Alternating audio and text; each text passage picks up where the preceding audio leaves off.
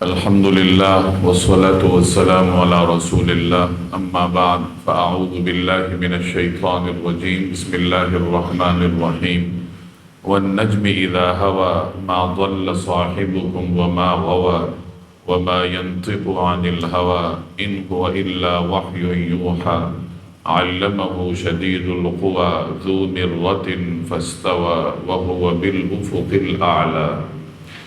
سورۃ النجم مکی صورت ہے۔ جناب نبی کریم صلی اللہ علیہ وسلم کی بعثت کے تقریباً 5 برس کے بعد یہ نازل ہوئی۔ اس صورت کے 2 امتیازات ہیں۔ ایک امتیاز اس کا یہ ہے کہ یہ وہ پہلی صورت ہے جو نبی کریم صلی اللہ علیہ وسلم نے ایک ایسے مجمع میں تلاوت فرمائی جہاں مسلمانوں کے ساتھ ساتھ مشرکین مکہ بھی موجود تھے۔ جیسے میں نے عرض کیا کہ یہ نبوت کے 5ویں برس نازل ہوئی۔ آپ جانتے ہیں کہ نبوت کے ابتدائی سالوں میں نبی کریم صلی اللہ علیہ وسلم کی دعوت انفرادی طور پر چل رہی تھی، جسے خاموش دعوت یا خفیہ دعوت کا نام دیا جاتا ہے۔ انفرادی طور پر مختلف لوگوں کو اسلام کی طرف مائل کیا جاتا تھا۔ برسر عام مجموع سے خطاب یا مجموع میں قرآن کریم سنانے کا جو سلسلہ ہے وہ اس صورت سے شروع ہوا ہے۔ اور اس کا دوسرا امتیاز یہ ہے کہ اس صورت میں اللہ تبارک و تعالی نے ایسا ایک رعب رکھا ہے کہ نبی کریم صلی اللہ علیہ وسلم نے جب یہ مجمع عام میں سنائی تو آپ جانتے ہیں کہ اس صورت کے آخر میں سجدہ ہے، آیت سجدہ ہے جس کو پڑھ کے سجدہ کیا جاتا ہے، سجدہ تلاوت ہے۔ نبی کریم صلی اللہ علیہ وسلم نے جب یہ صورت تلاوت فرمائی، تلاوت مکمل ہوئی، آخر میں آیت سجدہ آپ نے تلاوت فرمائی تو نبی کریم صلی اللہ علیہ وسلم نے سجدہ فرمایا۔ آپ کے ساتھ مسلمانوں نے بھی آپ کی اتباع میں سجدہ کیا۔ جو مشرکین اس مجلس میں موجود تھے ان کے اوپر ایسا رعب طاری ہوا کہ رعب کے مارے وہ بھی سجدے میں چلے گئے۔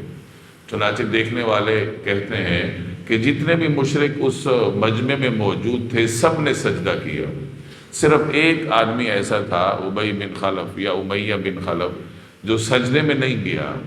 البتہ اس نے ایسا کیا کہ زمین سے مٹی اٹھا کر اپنے ماتھے کے ساتھ لگائی اور یہ کہنا شروع ہو گیا کہ میرے لیے بس یہی کچھ کافی ہے۔ تو بہرحال اس صورت میں اللہ تبارک و تعالی نے یعنی ایسی جاذبیت رکھی اور رسول اللہ صلی اللہ علیہ وسلم کی زبان اطہر سے اس کی تلاوت جب مشرکین نے سنی تو ان پر ایسا رعب طاری ہوا کہ وہ بھی سجدے میں چلے گئے اور پھر اس کے بعد پچھتانے لگے کہ یہ ہم نے کیا کر دیا، ہم تو اس کلام کے مخالفین میں سے ہیں اور اگر ہم ہی ان کے ساتھ سنیں بھی اور ان کے ساتھ سجدہ بھی کریں تو پھر اس دعوت کو روکے گا کون۔ اور یعنی اس میں ایک ہیبت کا پہلو یہ بھی ہے کہ جب آپ علیہ السلام تلاوت فرما رہے تھے تو مشرکین کو شور و غوغا کرنے کی بھی ہمت نہیں ہوئی۔ ویسے ان کی عادت تھی کہ مسلمانوں کی تلاوت کے وقت یا دعوت کے وقت یا نماز کے وقت وہ تالیاں پیٹتے تھے، دعوت کے راستے میں روڑے اٹکاتے تھے، لیکن جب اس صورت کی تلاوت ہو رہی تھی تو مشرکین کو جیسے سانپ سونگا ہوا تھا، بالکل ان کو شور و غوغا کرنے کی بھی جرت نہ ہوئی، خاموشی سے سنتے رہے اور جب آخر میں سجدہ ہوا تو وہ بھی ساتھ سجدے میں چلے گئے۔ اور بعد میں جب ان سے پوچھا گیا کہ تم نے یہ کیا کیا تو عجیب و غریب تعویلات کرنا شروع ہو گئے، کیونکہ اس صورت کے آخر میں لات، منات اور عزا کا ذکر ہے۔ قرآن کریم ان کا ذکر کر کے اس پہ رد کرتا ہے اور ان کی جو ماننے والے ہیں ان کا انکار کرتا ہے۔ تو وہ یہ کہنا شروع ہو گئے کہ اصل میں انہوں نے تلاوت کرتے ہوئے یہ جملے بھی ادا کیے کہ یہ جو لات، منات اور عزا ہیں یہ بڑے عظیم ہیں اور ان کی شفاعت کی امید کی جاتی ہے، تو چونکہ یہ جملے انہوں نے ادا کیے تو اس وجہ سے ہم نے بھی ساتھ سجدہ کیا، گویا ہم نے سجدہ لات اور منات کی تعظیم نہیں کیا۔ اس طریقے سے تعویلیں بعد میں گڑنا شروع ہو گئے۔ حقیقت تو وہی تھی کہ انہوں نے قرآن کریم کی عظمت اور قرآن کریم کی ہیبت کی وجہ سے وہ سجدے میں گئے، جس کو وہ بعد میں انکار بھی کرنے لگے۔ جب انہوں نے یہ سجدہ کیا تو یہ بات مشہور ہو گئی کہ جیسے مکہ والے مسلمان ہو گئے۔ یہ وہ زمانہ تھا جب کچھ مسلمان ہجرت کر کے حبشہ گئے ہوئے تھے۔ آپ ہجرت حبشہ سے واقف ہیں کہ ابتدائی سالوں میں جب مشرکین کا جبر حد سے بڑھ گیا تو نبی کریم صلی اللہ علیہ وسلم نے صحابہ کو اجازت دی کہ اگر تم چاہو تو حبشہ چلے جاؤ۔ حبشہ میں اس وقت عادل بادشاہ تھا، اگرچہ اس زمانے میں وہ عیسائی تھا لیکن اپنے عدل کے لیے وہ مشہور تھا۔ تو آپ علیہ السلام نے صحابہ کو اجازت دی کہ اگر کوئی چاہے تو حبشہ چلا جائے۔ تو صحابہ کی ایک مختصر سی جماعت تیار ہو گئی اور سمندری راستے سے وہ حبشہ چلے گئے۔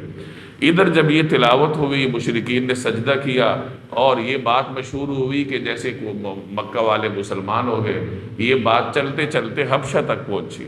جب حبشہ میں مسلمان جو وہاں موجود تھے انہوں نے جب یہ سنا کہ مکہ والے تو مسلمان ہو گئے اور انہوں نے اس طرح سجدہ کیا ہے، تو کچھ مسلمان حبشہ سے واپس مکہ آ گئے کہ جب مکہ میں جبر کا دور ہی ختم ہو گیا اور ہمارے اعزہ اور اقربا اور یہ قبیلے والے سب مسلمان ہو گئے تو ہمیں واپس جانا چاہیے۔ تو کچھ مسلمان واپس آ گئے۔ تو جب مکہ آئے اور دیکھا کہ ماحول تو وہی ہے، تو اس کے بعد پھر مسلمانوں کی ایک اور جماعت نے دوسری مرتبہ حبشہ کی جانب ہجرت کی۔ اس صورت کا مرکزی موضوع وہ عقیدہ رسالت ہے۔ گزشتہ صورتوں میں آپ نے پڑھا کہ مختلف طریقوں سے اللہ تبارک و تعالی عقائد کو بیان کر رہا ہے۔ تمام عقائد کا بیان ہوتا ہے، البتہ مخصوص صورتوں میں کسی ایک عقیدے پر زور دیا جاتا ہے، جیسے پچھلی ایک دو صورتوں میں عقیدہ آخرت کے یقینی ہونے پر زور دیا جا رہا تھا۔ اس صورت میں بھی تقریباً تمام عقائد کا ذکر ہے، لیکن اس میں عقیدہ رسالت پر زور دے کر اس کو بیان کیا گیا۔ عقیدہ رسالت کے حوالے سے مشرکین مکہ کے جو شبہات تھے اللہ تبارک و تعالی نے ان کا بھی جواب دیا، اور پھر صورت کے آخر میں عربوں کے جو مشہور بت تھے، دیویاں تھیں، ان کا ذکر کر کے قرآن کریم ان کے بے حقیقت ہونے کو واضح کرتا ہے۔ وَالنَّجْمِ اِذَا ہوا، وَالنَّجْمِ قسم ہے ستارے کی، اِذَا ہوا جب وہ گرے۔ اب یہاں ستارے کی قسم کھائی گئی ہے، اس وقت کی جب ستارہ گرتا ہے یعنی غروب ہوتا ہے۔ نجم سے کیا مراد ہے؟ اس میں مفسرین کے مختلف آراء ہیں۔ بعض حضرات نجم سے مراد ستارے کو لیتے ہیں۔ اب ستارہ کون سا مراد ہے تو مختلف تشریحات مفسرین نے فرمائی ہیں۔ بعض حضرات اس سے ایک ثریا ستارہ مراد لیتے ہیں، کچھ ستاروں کا مجموعہ مراد لیتے ہیں، اور کچھ حضرات جن سے ستارہ یعنی تمام ستاروں کو ہی مراد لیتے ہیں۔ بعض حضرات نے نجم سے مراد ذات رسالت مآب صلی اللہ علیہ وسلم کو لیا کہ اس سے مراد جناب رسول اللہ صلی اللہ علیہ وسلم کی ذات مطہرہ ہے، اور کچھ حضرات نے اس سے مراد تمام انبیاء کو لیا ہے۔ تو جمہور مفسرین یہاں نجم سے مراد ستارے کو لیتے ہیں، اور ستارے کا وہ وقت جب وہ غروب ہوتا ہے۔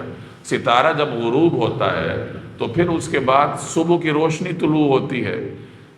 جب تک ستارے موجود ہوتے ہیں تو اس وقت تک تھوڑا اندھیرا ہوتا ہے، آدمی کو شک بھی ہو سکتا ہے، شبہ بھی ہو سکتا ہے راستے کے حوالے سے، مختلف چیزوں کو دیکھنے کے بارے میں۔ لیکن جب ستارے ختم ہو جاتے ہیں، غروب ہو جاتے ہیں، صبح کی روشنی آ جاتی ہے، پھر تو ہر چیز کھل کے نگاہوں کے سامنے آ جاتی ہے، پھر شک اور شبے کی گنجائش نہیں ہوتی۔ تو اللہ تعالیٰ اس منظر نامے کی قسم کھا رہا ہے کہ جیسے ستارہ غروب ہونے کے بعد تم روشنی میں آ جاتے ہو، تمہارے پاس کوئی شک اور شبہ نہیں رہتا، اسی طرح جب جناب رسول اللہ صلی اللہ علیہ وسلم تشریف لے آئے ہیں تو اب تمہارے پاس شک اور شبے کی کسی قسم کی کوئی گنجائش باقی نہیں رہی۔ اب تمہیں دین اسلام کی روشن تعلیمات کو ماننا ہی ہوگا۔ وَالنَّجْمِ اِذَا ہوا، قسم ہے ستارے کی جب وہ گرے۔ اب قسم کھا کے کیا بات بتائی جا رہی ہے؟ مَا ضَلَّ صَاحِبُكُمْ، کہ یہ آپ کے ساتھ رہنے والے نہ راستہ بھولے ہیں، وَمَا غَوَى، نہ بھٹکے ہیں۔ بھولنا اور بھٹکنا دو اصطلاحات ہیں۔ بھولتا انسان جان بوجھ کر نہیں ہے، بسا اوقات ایک آدمی سیدھے راستے پہ چلنا چاہتا ہے وہ بھول جاتا ہے، اور غوا سے مراد جان بوجھ کر کوئی راستہ چھوڑ دینا۔ تو اللہ تبارک و تعالیٰ فرما رہے ہیں کہ نبی کریم صلی اللہ علیہ وسلم سیدھے راستے پر ہیں، اور تم لوگ جو ان کے بارے میں افواہیں اڑاتے ہو، پروپیگنڈے کرتے ہو، اس میں کوئی حقیقت نہیں۔ قریش مکہ یہ کہا کرتے تھے کہ اس بات کی کیا دلیل ہے، یہ جو ہمیں کہا جاتا ہے کہ میرے پاس فرشتہ آتا ہے، تو ان کے پاس فرشتے کو پہچاننے کی کیا دلیل ہے؟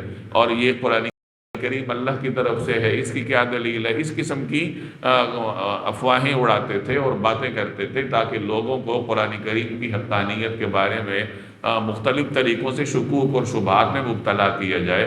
تو یہاں قرآن کریم اس کا جواب دے رہا ہے کہ نبی کریم صلی اللہ علیہ وسلم بالکل سیدھے راستے پر ہیں، آپ کو سیدھے راستے کی طرف بلا رہے ہیں، اور آپ علیہ الصلوۃ والسلام جو کچھ بھی فرماتے ہیں وہ اللہ تبارک و تعالیٰ کے وحی سے، اللہ کی ارشاد سے فرماتے ہیں، اپنی طرف سے کچھ گھڑ کر آپ کو نہیں بتایا جاتا، بلکہ آپ علیہ الصلوۃ والسلام کا ہر فرمان اللہ کی وحی کے مطابق ہوتا ہے۔ اسی کا ذکر آگے ہو رہا ہے وَمَا يَنْطِقُ عَنِ الْهَوَىٰ، اور یہ اپنی خواہش سے کچھ نہیں بولتے، یعنی حضور علیہ الصلوۃ والسلام جو کچھ ارشاد فرماتے ہیں اپنی خواہش سے نہیں ارشاد فرماتے، ان هو الا وحی یوحیٰ، یہ تو خالص وحی ہے جو ان کے پاس بھیجی جاتی ہے۔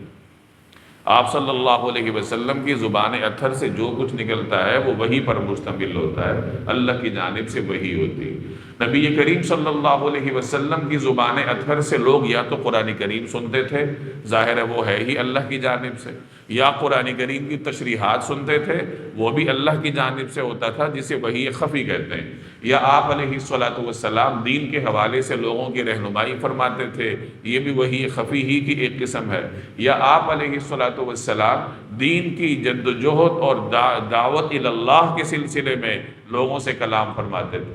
آپ صلی اللہ علیہ وسلم کے کلام کی کوئی بھی قسم ہو تو محدثین اور علماء کرام اسے وحی ہی کے زمرے میں لاتے ہیں۔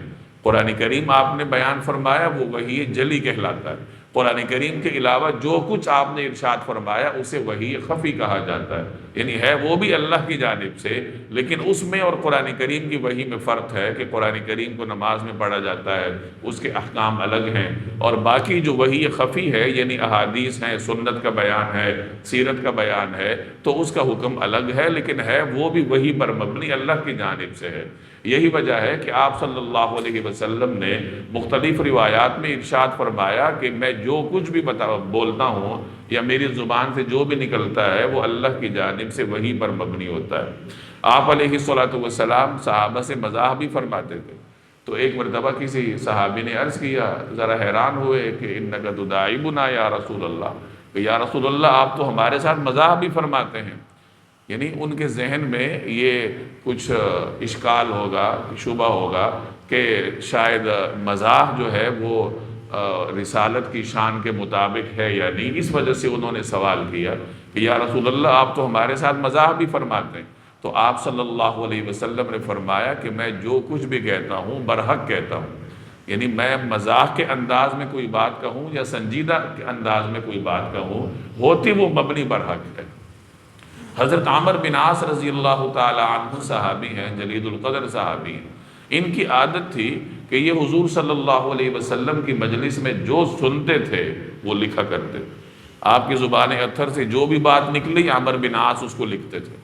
تو ایک مرتبہ کچھ لوگوں نے ان کو روکا کہ ہر بات مت لکھا کرو، ذرا سوچ لیا کرو کہ آپ صلی اللہ علیہ وسلم بعض اوقات کوئی بات مزاح میں ارشاد فرماتے ہیں، کبھی آپ کسی پر ناگواری کا اظہار فرماتے ہیں، تو تم ہر بات مت لکھو، تھوڑا سوچ لیا کرو۔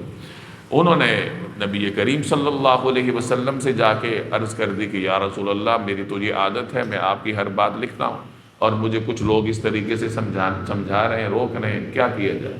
آپ علیہ الصلوۃ والسلام نے فرمایا کہ اکتب، لکھو، یعنی جس طرح تم لکھتے رہو ویسے لکھتے رہو۔ فوالذی نفسی بیدی، قسم ہے اس ذات کی جس کے قبضے میں میری جان ہے، ما خرج منی الا الحق، میری زبان سے جو بھی نکلتا ہے وہ حق پر مبنی ہوتا ہے، یعنی جو بھی لفظ نکلتا ہے وہ مبنی بر حق ہوتا ہے، تو تم اس کو لکھا کرو، تمہاری جو عادت ہے تم اس کے مطابق چلتے رہو۔ تو یہ تمام تر تفصیل اس آیت کی تشریح ہے کہ وما ينطق عن الهوى، کہ یہ پیغمبر اپنی مرضی سے بات نہیں کرتے، جو کچھ بھی ارشاد فرماتے ہیں ان هو الا وحی یوحیٰ، وہ جو بھی ارشاد فرماتے ہیں وہ اللہ تبارک و تعالی کی جانب سے وحی پر مشتمل ہوتا ہے۔ علمہ شدید القویٰ، انہیں ایک ایسے مضبوط طاقت والے نے تعلیم دی ہے، علمہ ان کو تعلیم دی ہے، شدید القویٰ مضبوط طاقت والے نے، ذو مرۃ جو قوت والا ہے، فاستویٰ چنانچہ وہ سامنے آ گیا، وہو بالافق الاعلیٰ جبکہ وہ بلند افق پر تھا، یہاں سے آگے کئی آیات کو سمجھنے کے لیے پہلے آپ یہ سمجھ لیجئے کہ ان آیات میں جناب رسول اللہ صلی اللہ علیہ وسلم کی 2 مرتبہ رویت کا ذکر ہے۔ رویت کہتے ہیں دیکھنے کو، یعنی آپ صلی اللہ علیہ وسلم کے 2 مرتبہ دیکھنے کا ذکر ہے کہ 2 مرتبہ آپ نے دیکھا۔ ایک مرتبہ مکہ مکرمہ میں آپ نے دیکھا افق پر، مشرقی افق پر، اور دوسری مرتبہ آپ علیہ السلام نے سدرۃ المنتہا پر دیکھا۔ تو یہ 2 مرتبہ نبی کریم صلی اللہ علیہ وسلم کی رویت کا ذکر ہے۔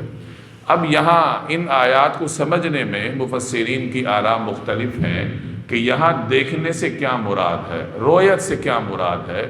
آپ صلی اللہ علیہ وسلم نے یہ 2 مرتبہ جو دیکھا ہے تو کس کو دیکھا ہے؟ تو اس میں 2 قسم کی آراء ہیں۔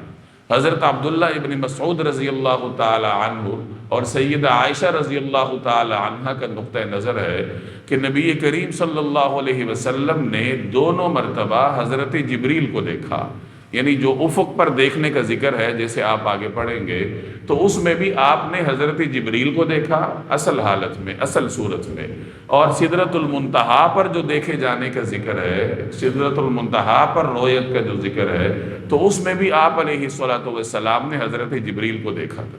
تو پہلے نقطہ نظر کا خلاصہ یہ ہے کہ دونوں مرتبہ حضرت جبریل کو دیکھے جانے کا ذکر ہے، اور اس نقطہ نظر کے حاملین سیدہ عائشہ رضی اللہ تعالی عنہ، حضرت عبداللہ ابن مسعود رضی اللہ تعالی عنہ، سیدنا ابو ہریرہ رضی اللہ تعالی عنہ، یہ حضرات ہیں۔ حضرت عائشہ رضی اللہ تعالی عنہ اس موقف کی شدت سے قائل تھی، جیسے میں آگے اس کی کچھ تفصیل عرض کروں گا۔ دوسرا نقطہ نظر حضرت عبداللہ ابن عباس رضی اللہ تعالی عنہ کا ہے۔ وہ یہ فرماتے ہیں کہ آپ علیہ السلام نے دونوں مرتبہ اللہ تبارک و تعالی کو دیکھا۔ اب آگے ان سے جو منقول روایات ہیں وہ مختلف ہیں۔ بعض روایات سے یہ معلوم ہوتا ہے کہ نبی کریم صلی اللہ علیہ وسلم نے اپنی مبارک ظاہری آنکھوں سے اللہ تبارک و تعالی کا دیدار کیا۔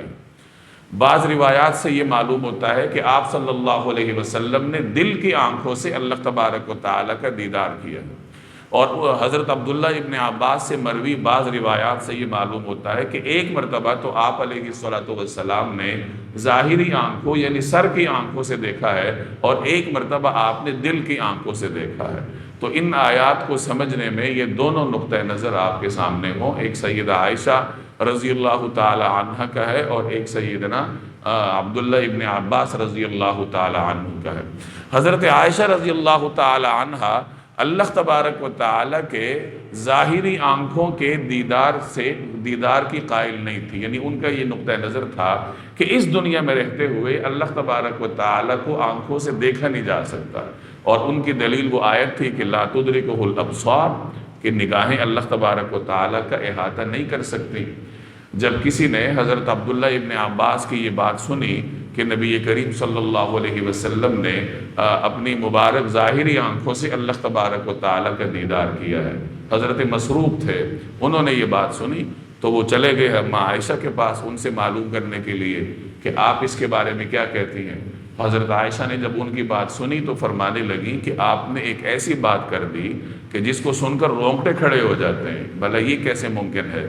اور پھر انہوں نے فرمایا کہ آپ علیہ السلام نے یہ قرآن کریم کی ان آیات میں جس رویت کا ذکر ہے تو دونوں جگہ حضرت جبریل علیہ السلام مراد ہیں، کہ نبی کریم صلی اللہ علیہ وسلم نے حضرت جبریل کو دیکھا تھا۔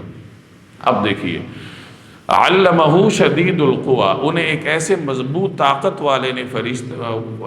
والے نے تعلیم دی ہے، ذو مرۃ، جو قوت کا حامل ہے، یعنی جبریل علیہ السلام آپ کو تعلیم دے رہے ہیں۔ یہاں تعلیم دینے سے مراد یہ نہیں ہے کہ جبریل اپنی طرف سے تعلیم دے رہے ہیں، بلکہ وہ تعلیم میں محض واسطہ ہیں، تعلیم تو اللہ دے رہا ہے۔ چنانچہ اس سے یہ بات لازم نہیں آتی کہ والعیاذ باللہ حضرت جبریل افضل ہے، بلکہ ظاہر ہے کہ فضیلت تو جناب رسول اللہ صلی اللہ علیہ وسلم کو حاصل ہے۔ حضرت جبریل تو محض واسطہ تھے، جیسے نماز کے بارے میں آپ نے روایات سنی ہے کہ نبی کریم صلی اللہ علیہ وسلم کو پہلے ابتداء میں نماز کا تعارف کروانے کے لیے حضرت جبریل نے امامت کروائی تھی۔ تو جس طریقے سے وہاں وہ محض وسیلہ تھے، اسی طریقے سے پورے قرآن کریم پہنچانے کے دوران حضرت جبریل وسیلہ ہے، اور علم سکھانے والی ذات اللہ تبارک و تعالیٰ کی ہے۔ اور حضرت جبریل چونکہ ہر اعتبار سے مضبوط تھے، عقلی اعتبار سے بھی، جسمانی اعتبار سے بھی، اس لیے یہاں ان کے لیے شدید القوا کا لفظ بھی استعمال ہوا، ذو مرہ کا بھی استعمال ہوا، اور اسی سے ملتی جلتی صفات سیدنا جبریل کی سورہ تکویر میں بھی بیان ہوئی ہے۔ شدید القوا، مضبوط طاقت والے نے، علمہ، ان کو تعلیم دی، ذو مرۃ، جو قوت کا حامل ہے، فاستویٰ، چنانچہ وہ سامنے آ گیا۔ اب یہاں سے وہ دونوں تفصیلیں آپ ذہن میں رکھیں کہ ایک تفسیر کے مطابق اس سے مراد اللہ تبارک و تعالیٰ کی ذات ہے، اور جو معروف تفسیر ہے حضرت عائشہ کی، حضرت ابن مسعود کی، تو اس کے مطابق ان آیات میں جہاں بھی زمین لوٹ رہی ہے حضرت جبریل کی طرف لوٹ رہی ہے، مراد حضرت جبریل ہے۔ فاستویٰ، چنانچہ وہ سامنے آ گیا، وَهُوَ بِالْأُفُقِ الْأَعْلَى، جبکہ وہ بلند افق پر تھا۔ اس سے مراد مشرقی افق ہے جہاں سے سورج طلوع ہوتا ہے۔ مختلف روایات میں آتا ہے کہ آپ علیہ السلام نے اجیات کے مقام پر مشرقی افق پہ حضرت جبریل کو دیکھا تھا۔ حضرت جبریل اس وقت اپنی اصل حالت میں تھے۔ یہاں مشرکین مکہ کے اس اعتراض کو ذہن میں رکھیے جو وہ یہ کہا کرتے تھے کہ یہ ہمیں کہتے ہیں کہ فرشتہ میرے پاس آتا ہے، تو یہ کیا فرشتے کو جانتے ہیں؟ انہوں نے کبھی فرشتے کو دیکھا ہے؟ ان کے پاس کیا دلیل ہے کہ وہ واقعی فرشتہ ہے؟ تو مشرکین کو اس بات کا جواب دیا جا رہا ہے کہ نبی کریم صلی اللہ علیہ وسلم نے حضرت جبریل کو دیکھا ہے۔ انسانی شکل میں جب جبریل آتے تھے تو آپ علیہ السلام پہچان لیتے تھے، اور حضرت جبریل کو اصل حالت میں بھی سرکار دو عالم صلی اللہ علیہ وسلم نے دیکھا ہے، ایک سے زائد دفعہ، یعنی 2 مرتبہ دیکھا ہے۔ چنانچہ روایات میں آتا ہے کہ آپ علیہ السلام نے فرمایا کہ میں نے جبریل کو دیکھا کہ وہ مشرقی افق پر تھا، اور یعنی 600 بازو تھے ان کے، اور ان کا ایک بازو ایسا تھا کہ جو پورے افق پہ چھایا ہوا تھا۔ یعنی اتنا بڑا جسم اللہ تبارک و تعالیٰ نے حضرت جبریل کو دیا ہوا ہے کہ ایک بازو گویا پورے افق پر چھایا ہوا نظر آ رہا تھا، اور اس جیسے 600 بازو ہیں ان کے، تو وہ پورے افق پہ گویا کہ پھیلے ہوئے تھے۔ اور پھر وہ نبی کریم صلی اللہ علیہ وسلم کے قریب آنا شروع ہوئے، اور اتنے قریب آ گئے جسے قرآن کریم یوں تعبیر کرتا ہے کہ جیسے 2 کمان کی جو 2 نوکیں ہیں وہ جیسے ایک دوسرے کے قریب ہوتی ہیں، 2 قوسیں، تو اسی طریقے سے حضرت جبریل نبی کریم صلی اللہ علیہ وسلم کے قریب آ گئے۔ فاستویٰ، چنانچہ وہ سامنے آ گیا، وَهُوَ بِالْأُفُقِ الْأَعْلَى، جبکہ وہ بلند افق پر تھا، ثُمَّ دَنَا، پھر وہ قریب آیا، فَتَدَلَّى، اور جھک پڑا، فَكَانَ قَابَ قَوْسَيْن، یہاں تک کہ وہ 2 کمانوں کے فاصلے کے برابر قریب آ گیا، او ادنا، بلکہ اس سے بھی زیادہ نزدیک۔ یہ عربی زبان کا محاورہ ہے کہ قربت کو ظاہر کرنے کے لیے، نزدیکی کو ظاہر کرنے کے لیے اس کی تعبیر یوں کی جاتی ہے کہ جیسے کمان کی 2 قوسیں ہیں، ایک دوسرے کے قریب ہیں، تو اسی طریقے سے یہ 2 لوگ بھی ایک دوسرے کے قریب ہیں۔ تو اسی عربی زبان کے محاورے کے مطابق یہاں حضرت جبریل کے قریب آنے کو ظاہر کیا جا رہا ہے، اس کی تعبیر کی جا رہی کہ وہ اتنا قریب ہوا کہ وہ دونوں ایسے ہو گئے جیسے کمان کے 2 کمانوں کے درمیان فاصلہ ہوتا ہے، او ادنا، بلکہ اس سے بھی زیادہ نزدیک۔ فَأَوْحَى إِلَىٰ عَبْدِهِ مَا أَوْحَى، اس طرح اللہ کو اپنے بندے پر جو وحی نازل فرمانی تھی وہ نازل فرمائی۔ یعنی حضرت جبریل نے اتنے قریب آ کے نبی کریم صلی اللہ علیہ وسلم کے پاس اللہ کی وحی پہنچائی۔ ما کذب الفؤاد، دل نے کوئی غلطی نہیں کی، ما رآ، جو کچھ انہوں نے دیکھا، یعنی دل نے اس وحی کو لینے میں، اس کو سمجھنے میں کسی قسم کی غلطی نہیں کی، بلکہ جیسے آپ نے سنا ویسے آپ نے محفوظ فرمایا اور ویسے ہی من نوعان امت تک پہنچایا۔ ما کذب الفؤاد ما رآ، جو کچھ انہوں نے دیکھا دل نے اس میں کوئی غلطی نہیں کی۔ افتمارونہ علی ما یری، کیا پھر بھی تم ان سے اس چیز کے بارے میں جھگڑتے ہو جسے وہ دیکھتے ہیں؟ یعنی جب تمہیں یہ بتایا جا رہا ہے کہ رسول اللہ صلی اللہ علیہ وسلم نے جیسے سنا ویسے تم تک پہنچایا، جبریل سے آپ واقف تھے اور جبریل کو آپ نے دیکھا بھی ہے، یہ تمام باتیں تمہارے سامنے آ گئیں، کیا اس کے باوجود بھی تم لڑائی جھگڑا کرو گے؟ پھر بھی تم شک اور شبہ نہیں چھوڑو گے، اپنی افواہوں سے پیچھے نہیں ہٹو گے۔ افتمارونہ علی ما یری، کیا پھر بھی تم ان سے اس چیز کے بارے میں جھگڑتے ہو جسے وہ دیکھتے ہیں؟ یعنی فرشتے کو دیکھنے کے بارے میں، قرآن کریم کو وصول کرنے کے بارے میں کیا پھر بھی تم لڑائی جھگڑا کرو گے؟ وَلَقَدْ رَآهُ نَزْلَةً أُخْرَىٰ، اور حقیقت یہ ہے کہ انہوں نے اس کو ایک اور مرتبہ دیکھا ہے۔ اب اس سے مراد دونوں ہو سکتے ہیں، حضرت جبریل بھی مراد ہیں، اور جن مفسرین کے ہاں یہاں ذات باری تعالیٰ مراد ہے تو وہ اس سے اللہ تبارک و تعالیٰ مراد لیتے ہیں۔ اور حقیقت یہ ہے کہ انہوں نے اس کو ایک اور مرتبہ دیکھا، کہاں؟ عند سدرۃ المنتہی، اس بیر کے درخت کے پاس جس کا نام سدرۃ المنتہی ہے۔ جمہور مفسرین کے ہاں چونکہ یہاں مراد حضرت جبریل ہے، اور مختلف روایات سے اس کی تائید ہوتی ہے کہ جب نبی کریم صلی اللہ علیہ وسلم معراج پر تشریف لے گئے تو وہاں سدرۃ المنتہی کے پاس آپ صلی اللہ علیہ وسلم نے حضرت جبریل کو اپنی اصل صورت پر دیکھا، اور یہ دوسری مرتبہ آپ علیہ السلام نے حضرت جبریل کو اپنی اصل صورت میں دیکھا۔ سدرہ بیری کو کہتے ہیں کہ وہاں کوئی بیری کا درخت ہے اور اس کے خاص امتیازات ہیں، یعنی وہ عالم امر اور عالم خلق کے درمیان امتیاز ہے کہ اوپر سے اللہ تبارک و تعالیٰ کے احکامات اترتے ہیں، تو اس سدرۃ المنتہی کے پاس فرشتے اسے وصول کرتے ہیں اور اپنے اپنے طریقے سے ان احکامات کو سمجھ کر پھر زمین پر اس کو نافذ کرتے ہیں۔ اسی طرح زمین سے جو اعمال چڑھتے ہیں، جو چیزیں اوپر جاتی ہیں، وہ سدرۃ المنتہی تک جاتی ہیں۔ تو سدرۃ المنتہی گویا کہ عالم خلق اور عالم امر کے درمیان ایک حد فاصل ہے کہ وہاں سے آگے پھر تمام تر احکامات بدل جاتے ہیں، اور وہاں سے آگے کسی کو جانے کی اجازت نہیں ہے۔ چنانچہ معراج کی جن روایات میں نبی کریم صلی اللہ علیہ وسلم کے اوپر تشریف لے جانے کا ذکر ہے، وہاں آپ نے پڑھا ہے کہ حضرت جبریل اس جگہ پر آ کر پھر رک گئے، اور آگے پھر نبی کریم صلی اللہ علیہ وسلم کسی اور کیفیت میں اوپر تشریف لے گئے، حضرت جبریل آپ کے ساتھ نہیں تھے۔ تو سدرۃ المنتہی یہ بیری کا درخت کہا جاتا ہے کہ اس کی جڑیں چھٹے آسمان میں ہیں اور اس کی شاخیں ساتویں آسمان سے اوپر اس جگہ پر ہیں کہ جہاں سے آگے پھر تمام جو احکامات ہیں وہ بدل جاتے ہیں۔ اب یہ بیری کا کس قسم کا درخت ہے، اس کی کیا کیفیت ہوگی، کیا نوعیت ہوگی، تو اس کو نہ الفاظ میں تعبیر کیا جا سکتا ہے اور نہ ہی انسانی ذہن اس کو سمجھنے کی طاقت رکھتا ہے۔ بس بیری کے ساتھ اس کو تشبیہ دی گئی ہے۔ بعض علماء فرماتے ہیں کہ مردوں کو بیری کے درخت کے پتوں کے ساتھ غسل دینے کی تلقین کی گئی ہے احادیث میں، کہ اپنے مردوں کو غسل دیتے ہوئے بیری کے درخت کے پتے استعمال کیے گئے۔ بعض علماء نے اس سے یہ لطیف نکتہ نکالا ہے، یعنی اس میں تو شک نہیں ہے کہ بیری کے پتے اس میں کوئی صفائی کا اضافی خاصیت اللہ نے رکھی ہے، اس وجہ سے آپ علیہ السلام نے حکم دیا کہ پانی میں بیری کے پتے ڈال دیا کرو۔ لیکن بعض علماء نے اس سے یہ لطیف نکتہ نکالا ہے کہ جب آدمی فوت ہوتا ہے تو اس کے احکام بدل جاتے ہیں کہ اب وہ دنیا سے آخرت کی طرف منتقل ہوا ہے، تو اس وقت اس کی یعنی کوئی نہ کوئی اس کا کنیکشن اس سدرۃ المنتہی کے ساتھ جڑ جاتا ہوگا، یا اس بیری کے اس درخت کے ساتھ جو عالم بالا میں ہے اس کے ساتھ کوئی نہ کوئی اس کا تعلق ہوگا، ایسا تعلق جس کو نہ ہم سمجھ سکتے ہیں نہ اس کو بیان کر سکتے ہیں۔ تو ہو سکتا ہے اس وجہ سے آپ علیہ السلام نے حکم دیا کہ اموات کو غسل دیتے ہوئے بیری کے درخت کے پتوں کو استعمال کیا کرو۔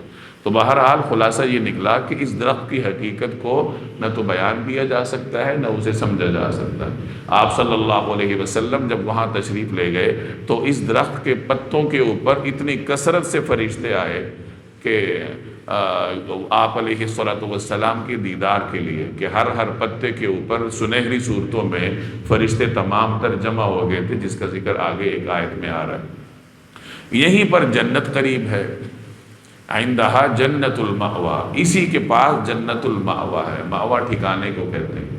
اس آیت سے بعض علماء نے استدلال کرتے ہوئے کہا ہے کہ جنت آسمانوں میں ہے، زمین جہنم نیچے گہرائیوں میں ہے اور جنت آسمانوں میں، اور بعض علماء فرماتے ہیں کہ جنت زمین پر ہی ہے، اسی زمین پر اللہ تبارک و تعالی جنت قائم کرے گا، اور جو آسمانوں میں جنت کا ذکر ہے تو وہ مخصوص جنتیں ہیں جہاں شہداء ہوں گے، یا جنت الفردوس۔ عند سدرۃ المنتہا، اس بیر کے درخت کے پاس جس کا نام سدرۃ المنتہا ہے، یعنی وہاں آپ نے فرشتے کو دوسری مرتبہ اصل صورت میں دیکھا تھا۔ عندہا جنت المأوا، اسی کے پاس جنت المأوا ہے۔ اذ یغشی السدرۃ ما یغشی، اس وقت اس بیر کے درخت پر وہ چیزیں چھائی ہوئی تھی جو بھی اس پر چھائی ہوئی تھی۔ کثرت کا بیان کرنے کے لیے قرآن کریم نے یہ تعبیر استعمال فرمائی۔ مفسرین فرماتے ہیں کہ اس سے مراد فرشتے ہیں کہ جو نبی کریم صلی اللہ علیہ وسلم کی دیدار کے لیے وہاں سدرۃ المنتہا درخت کے اوپر جمع ہو گئے تھے۔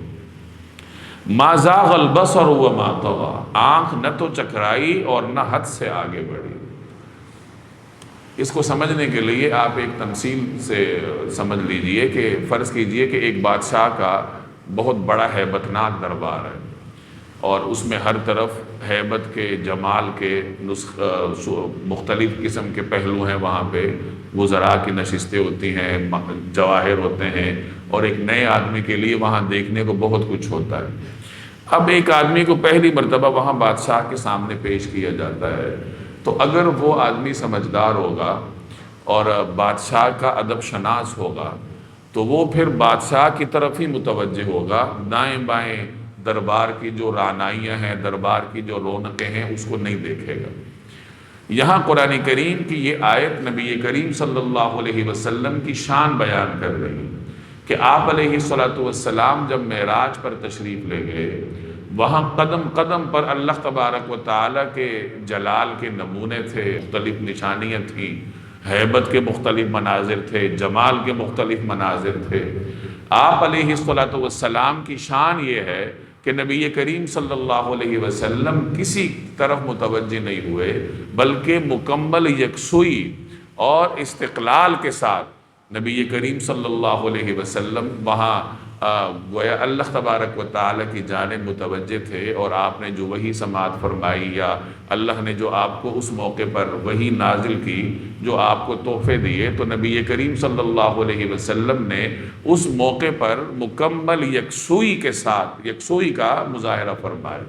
نہ آپ کی آنکھ مبارک حد سے آگے بڑھی اور نہ ہی وہ ادھر ادھر دیکھنے کی طرف متوجہ ہوئی۔ تو آپ کی شان کا یہاں بیان ہے۔ ما زاغ البصر، آنکھ نہ تو چکرائی، وما طغى، اور نہ حد سے آگے بڑھی۔ جو حدود اللہ تبارک و تعالیٰ نے مقرر کی تھی وہ اسی میں رہی۔ لقد رأى من آیات ربہ الکبریٰ، سچ تو یہ ہے کہ انہوں نے اپنے پروردگار کی بڑی بڑی نشانیوں میں سے بہت کچھ دیکھا۔ اس موقع پہ اللہ تبارک و تعالیٰ نے سورہ بقرہ کی آخری آیات آپ کو عنایت فرمائی، نمازوں کا تحفہ آپ کو عنایت فرمایا، اور تیسرا تحفہ یہ عنایت فرمایا کہ آپ کی امت میں سے جو بھی آدمی کلمے کے ساتھ دنیا سے جائے، شرک نہ کرے، تو میں اس کے گناہوں کو معاف فرما دوں گا۔ تو یہ تحائف اللہ تبارک و تعالی نے معراج کے موقع پہ نبی کریم صلی اللہ علیہ وسلم کو عنایت فرمائے۔ تو یہاں تک آیات میں دو رویتوں کا ذکر ہے، جیسے میں نے پہلے عرض کیا۔ ایک دفعہ کی رویت مکہ مکرمہ میں مشرقی افق کی ہے، اور دوسری مرتبہ کی رویت سدرۃ المنتہا کی ہے، اور صحابہ کرام کے اقوال کی روشنی میں میں نے ان آیات کی تفسیر عرض کر دی۔ افرأیتم اللات والعزیٰ، بھلا کیا تم نے لات اور عزیٰ پر بھی غور کیا ہے؟ ومنات الثالثۃ الاخری، ومنات اور منات الثالثۃ الاخری، جو ایک اور تیسرا ہے، اور اس ایک اور تیسرے پر جس کا نام منات ہے، یعنی کیا تم نے ان بتوں پر غور کیا ہے؟ یہ تین بت ہیں جو مؤنث بت ہیں، یعنی دیویاں ہیں۔ یہاں حجاز میں طائف، مکہ اور مدینہ منورہ جو اس زمانے میں یثرب کہلاتا تھا، یہ تین اہم علاقے تھے، تینوں کے اپنے اپنے معروف بت تھے۔ لات یہ اہل طائف کا بت تھا، طائف میں اس کا بہت بڑا ایک بتکدہ تھا جہاں پہ انہوں نے لات کو نصب کیا ہوا تھا، اور اس کے پاس جا کے قربانیاں کرتے تھے، نذریں دیتے تھے، اعتکاف بھی کیا کرتے تھے۔ اور عزیٰ یہ اہل مکہ کی دیوی تھی، مکہ کے قریب نخلہ کے مقام پر بہت بڑا بتکدہ تھا جہاں عزیٰ تھی۔ اور یہ منات یہ اہل یثرب، یہ اوس اور خزرج والوں کا بت تھا۔ اسی طرح بنو خزاعہ بھی اس کی پوجا کرتے تھے۔ یہ مکہ سے مدینہ جاتے ہوئے راستے میں قدید نام کا ساحلی مقام آتا ہے، تو وہاں پہ اس کا بہت بڑا بتکدہ تھا۔ یہاں قریش مکہ اور عرب کے مختلف لوگ باقاعدہ جاتے تھے، قربانیاں کرتے تھے۔ بعض لوگ حج کے موقع پر حج مکمل کرنے کے بعد پھر لبیک لبیک کی صدائیں کہتے ہوئے ان بتوں کے بتکدوں پر جایا کرتے تھے، اور جو ادھر جاتے تھے وہ پھر صفا مروہ نہیں جاتے تھے، یعنی وہ پھر آخری جو مناسک ہیں وہ ادھر جا کر ادا کرتے تھے۔ نبی کریم صلی اللہ علیہ وسلم نے جب مکہ مکرمہ فتح کیا تو آپ علیہ السلام نے ان تمام بتکدوں کو گرانے کا حکم دیا۔ مختلف صحابہ کو آپ نے بھیجا جنہوں نے جا کر یہ تمام تر بتکدے گرا دیے، اور حجاز کی مقدس سرزمین کو آپ صلی اللہ علیہ وسلم نے بتوں سے پاک فرمایا۔ الکم الذکر ولہ الانثی، کیا تمہارے لیے تو بیٹے ہوں اور اللہ کے لیے بیٹیاں؟ یہ پہلی بھی آپ پڑھ کر آئے ہیں کہ قریش مکہ اور عرب کے لوگ فرشتوں کو اللہ کی بیٹیاں سمجھتے تھے، اور پھر ان کا ایک نقطہ نظر یہ بھی تھا، وہ بیٹوں کو پسند کرتے تھے، بیٹیوں کو ناپسند کرتے تھے۔ ان کے فہم کے مطابق قرآن کریم ان سے مخاطب ہے کہ بھائی تمہاری عجیب تقسیم ہے، بیٹے تمہیں پسند ہیں تو اپنے لیے رکھیں، بیٹیاں تمہیں ناپسند ہیں تو ان کی نسبت اللہ کی طرف کر رہے ہو۔ تلک اذا قسمۃ ضیزیٰ، پھر تو یہ بڑی بھونڈی تقسیم ہوئی کہ جو تمہیں پسند ہے وہ تم نے اپنے کھاتے میں ڈال لی ہے، جو تمہیں نہیں پسند اس کی نسبت اللہ کی طرف کرنی شروع کر دی۔ ان ہی الا اسماء، ان کی حقیقت اس کے سوا کچھ نہیں ہے کہ یہ بس محض نام ہیں، سمیتموہا، جو تم نے رکھے ہیں، وآباؤکم، اور تمہارے آباء و اجداد نے رکھے ہیں، ما انزل اللہ بہا من سلطان، اللہ نے ان کے حق میں کوئی ثبوت نازل نہیں کیا۔ ان بتوں کی حقیقت اس کے سوا کچھ نہیں ہے کہ یہ کچھ نام ہیں جو تم نے اور تمہارے باپ دادوں نے رکھ لیے ہیں، اللہ تبارک و تعالیٰ نے ان کے حق میں کوئی ثبوت نازل نہیں کیا، یعنی ان کے حق میں نہ تو کوئی نقلی دلیل ہے نہ عقلی دلیل ہے۔ میں پہلے یہ بات عرض کر چکا ہوں کہ دلیلیں دو ہی طرح کی ہوتی ہیں، یا تو وہ عقلی دلیلیں ہوں گی، یعنی لاجک کے ساتھ آپ کسی چیز کو ثابت کریں گے، اور یا پھر وہ نقلی دلیل ہوگی کہ کتابوں میں نقل ہوتی آئی ہوگی۔ تو اللہ کہہ رہے ہیں نہ تو تمہارے پاس کوئی عقلی دلیل ہے بتوں کے بارے میں، اور نہ ہی تمہارے پاس کوئی نقلی دلیل ہے کہ اللہ تبارک و تعالی نے ان کے بارے میں کسی کتاب میں کوئی بات نازل نہیں کی، تو آخر کیوں تم ان بے حقیقت چیزوں کے پیچھے پڑے ہوئے؟ ان یتبعون الا الظن، در حقیقت یہ کافر لوگ محض گمان، وما تہوی الانفس، اور نفسانی خواہشات کے پیچھے پڑے ہوئے۔ ان یتبعون، یہ نہیں پیروی کر رہے، الا الظن، مگر گمان کی، وما تہوی الانفس، اور نفسانی خواہشات، یعنی بس یہ اندازے لگا رہے، اور ان کے اپنے اندر کی اندرونی خواہشات ہیں جس کی بنیاد پر یہ بتوں کے پیچھے چل رہے ہیں۔ اللہ کے پیچھے چلیں گے تو اللہ کے احکام ماننے پڑیں گے۔ بت تو حکم دے نہیں سکتا، نہ کسی چیز سے روک سکتا ہے، نہ کسی چیز کو کرنے پر مجبور کر سکتا ہے، وہ تو بت ہے، نہ بولتا ہے، نہ سنتا ہے، نہ دیکھتا ہے، نہ حساب لے سکتا ہے۔ تو بت کی طرف جو بھی نسبت کر دو، جو تمہارا دل چاہے وہ بت کو سر تھوپ دو کہ یہ میں اس کی رضامندی کے لیے کر رہا ہوں، بت نے کیا کرنا ہے؟ تو یہاں یہ بات بیان کی جا رہی ہے کہ یہ جو بتوں کی عبادت کرتے ہیں تو اپنی نفسانی خواہشات کی بنیاد پر کرتے ہیں کہ بتوں کی عبادت کے لیے انہیں کوئی ناگوار کام نہیں کرنا پڑتا۔ اللہ پر ایمان لائیں گے تو بہت سارے ایسے کام کرنے پڑیں گے جو نفس کو ناگوار گزرتے ہیں۔ فجر کی نماز کے لیے اٹھنا پڑے گا، نمازیں پڑھنی پڑے گی، زکوٰۃ دینی پڑے گی، اپنے مال میں سے غریبوں کا حق دینا پڑے گا، حرام سے روکنا پڑے گا، بہت سارے ایسے کام کرنے پڑیں گے جو نفس کو ناگوار گزرتے ہیں۔ تو اس وجہ سے یہ توحید کے دائرے میں نہیں آتے، بلکہ بتوں کے پیچھے ہی چلتے ہیں تاکہ اپنی نفسانی خواہشات کو مذہبی تقدس دے سکیں، یعنی کر تو اپنی مرضی رہے ہیں لیکن اس کو مذہبی عنوان دے رہے ہیں، بتوں کی طرف نسبت کر رہے ہیں۔ وَلَقَدْ جَاءَهُمْ مِنْ رَبِّهِمُ الْهُدَىٰ، حالانکہ ان کے پروردگار کی طرف سے ان کے پاس ہدایت آ چکی ہے، اللہ نے پیغمبر ان کی طرف مبعوث کیا ہے، کتاب ان کی طرف بھیجی ہے، لیکن یہ لوگ کتاب کو، ہدایت کو اور پیغمبر کو چھوڑ کر اپنی مرضی اور اپنی خواہشات کے پیچھے چلے ہوئے۔ ام للانسان ما تمنا، کیا انسان کو ہر اس چیز کا حق پہنچتا ہے جس کی وہ تمنا کرے؟ جیسے پیچھے بات گزری کہ یہ بتوں کی عبادت کیوں کرتے ہیں کہ ان کی اپنی تمنا ہے، ان کی اپنی خواہش ہے، خواہش کے پیچھے چلتے ہیں۔ یہاں اب پوچھا جا رہا ہے کہ کیا تمہاری جو بھی خواہش ہوگی تو وہ برحق ہوگی؟ تمہاری ہر خواہش حق پر مبنی ہوگی، یا تم اپنی ہر خواہش پر عمل کرنے کو حق کا عنوان دو گے؟ ایسا تو نہیں ہے۔ انسان کی خواہشات مختلف ہوتی ہیں، اس کی اکثر خواہشات اللہ کے حکم سے ٹکراتی ہیں، وہاں اسے پھر اپنی خواہشات چھوڑ کے اللہ کے حکم کے سامنے سر جھکانا پڑتا ہے۔ ام للانسان ما تمنا، کیا انسان کو ہر اس چیز کا حق پہنچتا ہے جس کی وہ تمنا کرے؟ اگر وہ یہ تمنا کرے کہ یہ بت میری سفارش کریں گے تو کیا یہ واقعی سچ بھی ہو جائے گا؟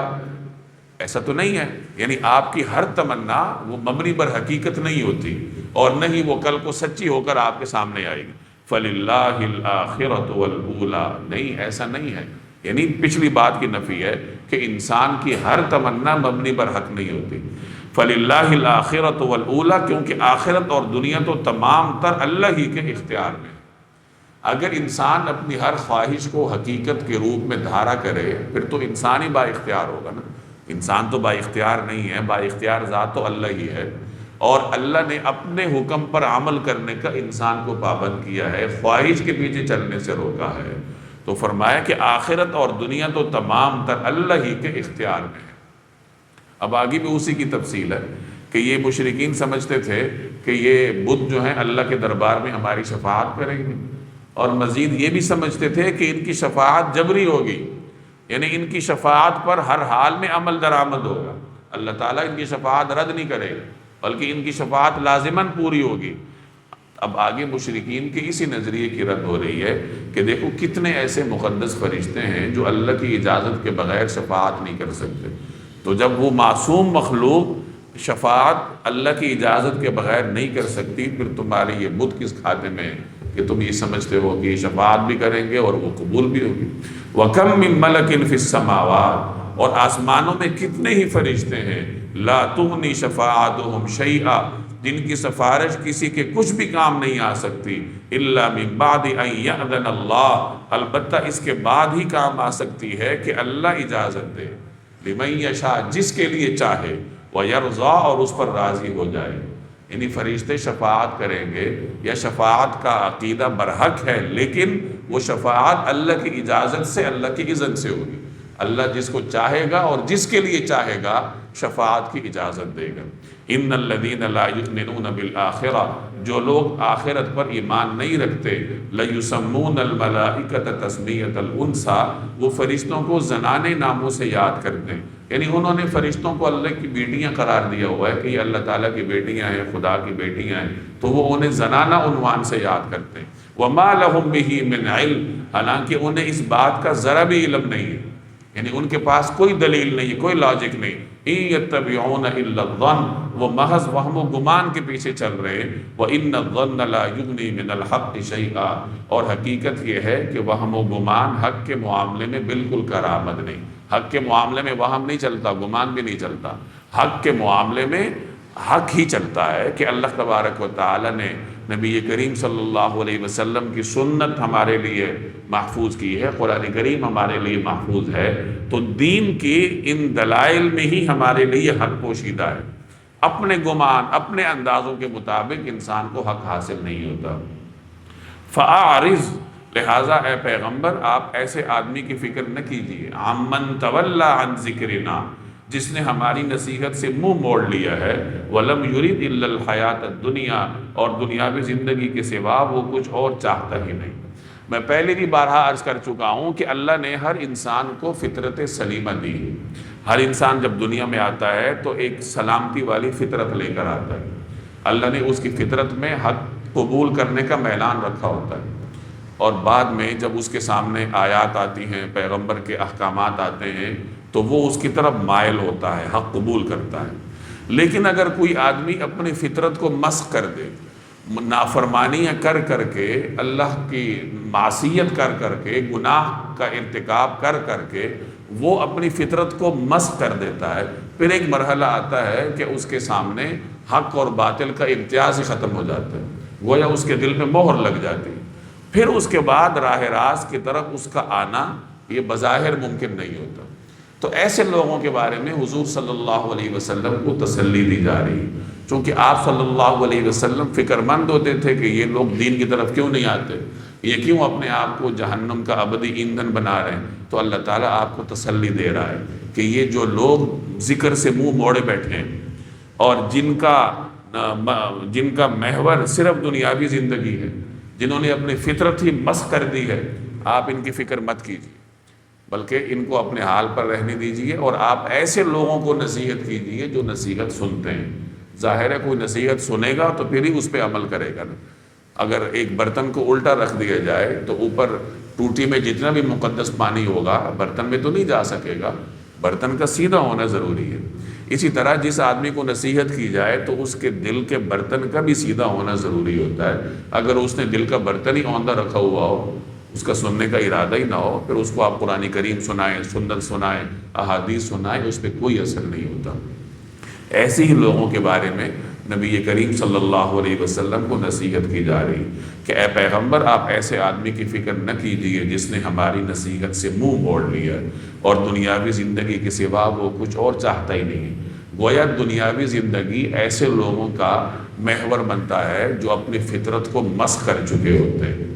یہاں اعتدال کو پیش نظر رکھنا ضروری ہے۔ اس کا یہ مطلب نہیں ہے کہ دنیاوی زندگی کے لیے کمانا کوئی ممنوع ہے۔ ظاہر ہے اللہ نے ہمیں دنیا میں بھیجا ہے اور دنیا میں رہنے کا پابند بنایا ہے، تو دنیا میں رہنے کا جو سلیقہ ہے وہ ہمیں حاصل کرنا پڑے گا نا۔ قرآن کریم ایک جگہ کہتا ہے کہ یہ جو دولت ہے، مال ہے، یہ تمہارا دنیا میں رہنے کا ذریعہ ہے، یعنی اس کے ذریعے تم دنیا میں رہو گے۔ تو بعض لوگ پھر اس طرح قرآن کریم کے اس طرح کے بیانات سے ایک انتہا پر پہنچ جاتے ہیں کہ وہ دنیا کی سرے سے نفی کرنے لگتے ہیں۔ تو خوب یاد رکھیے کہ دنیا کی سرے سے نفی نہیں کی جاتی، دنیا کی نفی وہاں کی جاتی ہے جہاں اس کا تقابل آخرت کے ساتھ ہوتا ہے۔ ظاہر ہے کہ اگر ایک چھوٹی سی موم بتی کو آپ سورج کے سامنے رکھ دے تو موم بتی کی حقیقت تو ختم ہو جائے گی نا، لیکن اگر سورج نہ ہو، رات کا وقت ہو، گھپ اندھیرا ہو، تو وہ موم بتی آپ کے کام تو آئے گی، اپنی حقیقت رکھے گی۔ اسی طرح دنیا کے اسباب کو، روپے پیسے کو آخرت کے جنت کے مقابلے میں رکھ دیا جائے تو ان کی حقیقت ختم ہو جاتی ہے، پھر یہ مچھر کے پر کے برابر ہوتے ہیں۔ لیکن اگر صرف دنیاوی زندگی کو دیکھا جائے تو یہ روپیہ پیسہ آپ کو دنیا میں رہنے کا ایک تعاون فراہم کرتا ہے، اور اس کے بغیر دنیا میں رہنا ہی مشکل ہو جاتا ہے۔ تو اعتدال کا راستہ یہی ہوتا ہے کہ دنیا کمائی جائے لیکن جہاں اس کا مقابلہ آخرت کے ساتھ آ جائے، یعنی کوئی ایسی چیز آ جائے جس سے اللہ نے روکا ہے، اب آپ اس کا ارتکاب کریں گے تو آخرت کی نعمت سے ہاتھ دھوئیں گے، پھر وہاں اس دنیا کو مچھر کا پر سمجھتے ہوئے اس سے دستبردار ہوا جائے اور آخرت کو پیش نظر رکھا جائے۔ لیکن جو لوگ آخرت کو بالکل پس پش ڈال دیتے ہیں اور ان کی ساری جد و جہد کا محور یہ دنیا ہوتا ہے، تو پھر ان کے بارے میں فرمایا کہ ایسے لوگ اپنی فطرت مسخ کر چکے ہوتے ہیں۔ ہمیں اپنی زندگی گزارنے کے انداز پر غور کرنا چاہیے کہ ہر قدم کے ساتھ ہم بھی اللہ نہ کرے اسی انجام کی طرف بڑھ رہے ہیں۔ دنیا کی جد و جہد کرتے ہوئے ہم میں سے کتنے لوگ ہیں جو حلال اور حرام کا لحاظ رکھتے ہیں؟ ہم میں سے کتنے لوگ ہیں جو یہ دیکھتے ہیں کہ یہ کسی کا حق تو نہیں ہے جو میرے پاس آ رہا ہے؟ ہم میں سے کتنے لوگ ہیں جو دوسروں کے حقوق کی حفاظت کرتے ہیں، اس کے لیے سوچتے ہیں، اس کے لیے فکر مند ہوتے ہیں؟ عام چلن مسلمان کے یہی ہے کہ اس کے پاس جو آئے اور جہاں سے بھی آئے، اس میں کوئی فرق نہیں ہے کہ یہ داڑھی والا ہے یا یہ بغیر داڑھی والا ہے، یہ مسجد والا ہے، یہ باہر والا ہے۔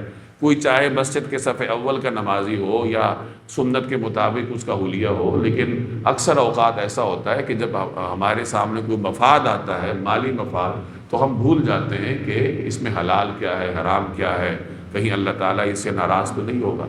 تو اس کا مطلب یہ ہوا کہ ہمارا جد و جہد کا محور یہ دنیا ہے۔ آخرت کے پیچھے ہم وہیں جاتے ہیں جہاں دنیا کے ساتھ ٹکراؤ نہ آتا ہو۔ ان نماز میں صف اول میں آ جائیں گے کہ اس کی وجہ سے کوئی ٹکراؤ نہیں آ رہا، کوئی چیز چھوڑنی نہیں پڑ رہی، بلکہ بسا اوقات تو نمازیں پڑھنے سے انسان کا نفس اور بڑھتا ہے کہ لوگ اس کی تعریف کرتے ہیں کہ یہ بڑا مذہبی آدمی ہے، یہ تو بڑا نیک آدمی ہے، لوگ اس کے اوپر اعتماد کرتے ہیں، اور وہ پہلی صف کی وجہ سے اس کی جو ساکھ بنتی ہے وہ آگے کاروباری دنیا میں اس کے معاون ثابت ہوتی۔ تو نمازی یا دیندار، اصل دیندار وہی ہے جو پورے دین پہ عمل کرے۔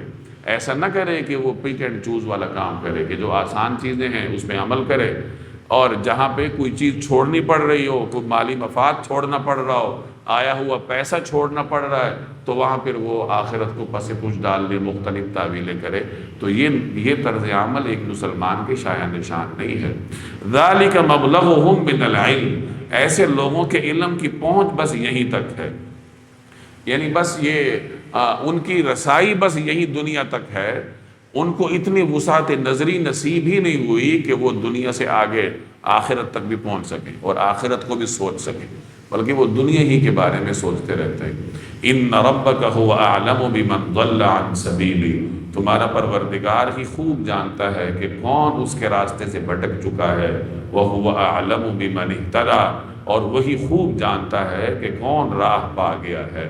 مشرکین مکہ مسلمانوں کے بارے میں تبصرے کرتے تھے کہ یہ راستے سے بھٹک گئے ہیں، یہ ہٹ گئے ہیں، تو اللہ کہہ رہا ہے کہ اللہ خوب جانتا ہے کہ کون راستے پر ہے، اور تم کتنے پانی میں ہو تمہیں بھی اللہ خوب جانتا ہے۔ وَلِلَّهِ مَا فِي السَّمَاوَاتِ وَمَا فِي الْأَرْضِ، اور آسمانوں میں جو کچھ ہے وہ بھی، اور زمین میں جو کچھ ہے وہ بھی اللہ ہی کا ہے۔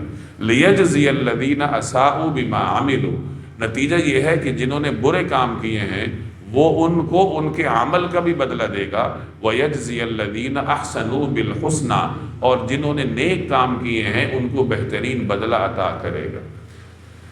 پہلے اللہ کی قوت بیان فرمائی کہ اللہ کا اقتدار کامل ہے، زمین و آسمان میں جو کچھ ہے اللہ کا ہے۔ اس کے آگے جب بدلے کا بیان فرمایا، ظاہر ہے بدلہ وہی ذات دے پائے گی جو طاقت رکھتی ہو، تو پہلے فرمایا کہ تمام تر اقتدار صرف اللہ کے لیے، اس کے بعد فرمایا کہ کوئی ایسا نہیں ہے جو اللہ کی پکڑ سے چھوٹ سکے۔ بڑے سے بڑے فرعون کو اللہ تبارک و تعالی وہاں کٹہرے میں کھڑا کرے گا، اس کا حساب ہو۔ اسی طریقے سے جو نیک آدمی ہے، دنیا میں لوگ اس کو جتنا بھی گیا گزرا سمجھتے ہوں، لیکن اللہ تبارک و تعالی اس کو اس کی اچھائی کا بدلہ دے گا جو وہ دنیا میں کرتا رہا ہے۔